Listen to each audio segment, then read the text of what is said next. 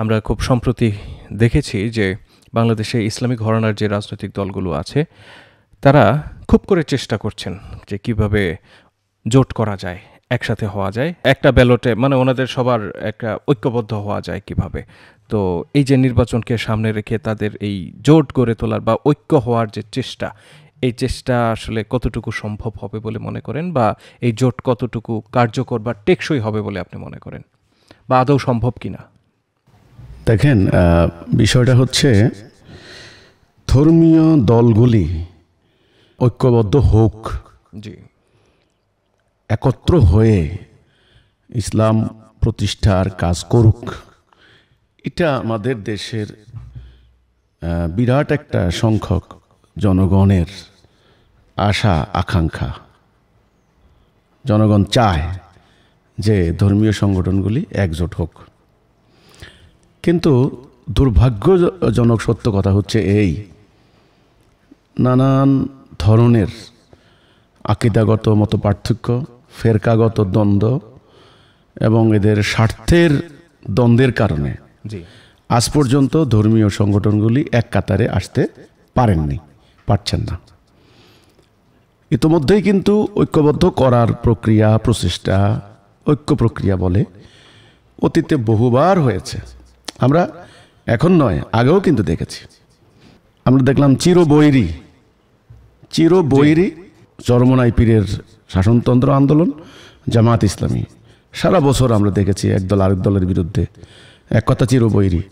এ দুটি দল এখন রাজনৈতিক পট পরিবর্তনের বাস্তবতায় তারা এখন একজোট হওয়ার চেষ্টা করছে।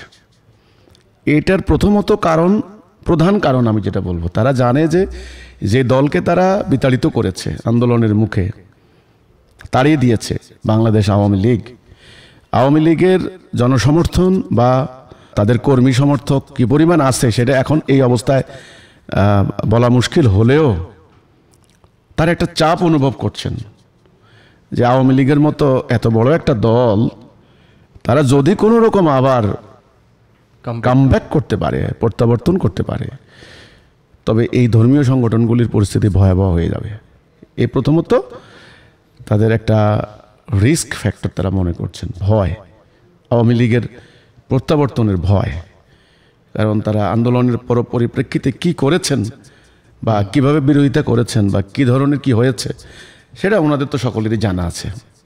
প্রথম কারণ এটা। দ্বিতীয় কারণ, আগামী নির্বাচন। এই বর্তমান রাজনৈতিক বাস্তবতায় দেখা যাচ্ছে যে একটা সম্ভাবনা তারা দেখতে পাচ্ছেন। একটা বড় দল মাঠে নাই, আওয়ামী লীগ নাই, যারা স্বাধীনতার দাবিদার হিসাবে মানুষের সমর্থন বা সিম্পেথি আদায় করত, সে দলটা মাঠে নাই। আছেই জাতীয়তাবাদী দল তথা বিএনপি।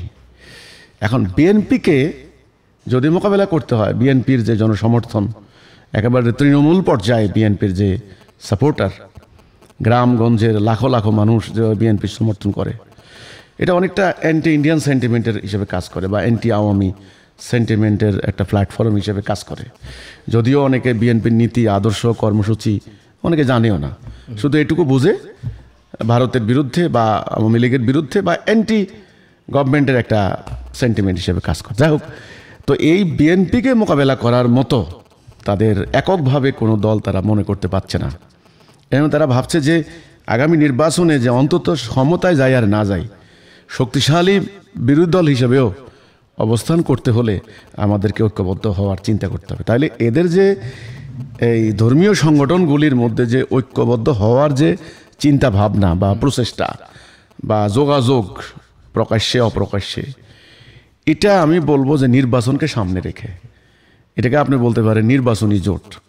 তো এই ধরনের অতীতে সরকারকে মোকাবেলা করার জন্য, সরকার বিরোধী আন্দোলন চাঙ্গা করার জন্য এই ধরনের জোট, দল, অ্যালায়েন্স এটা নতুন না।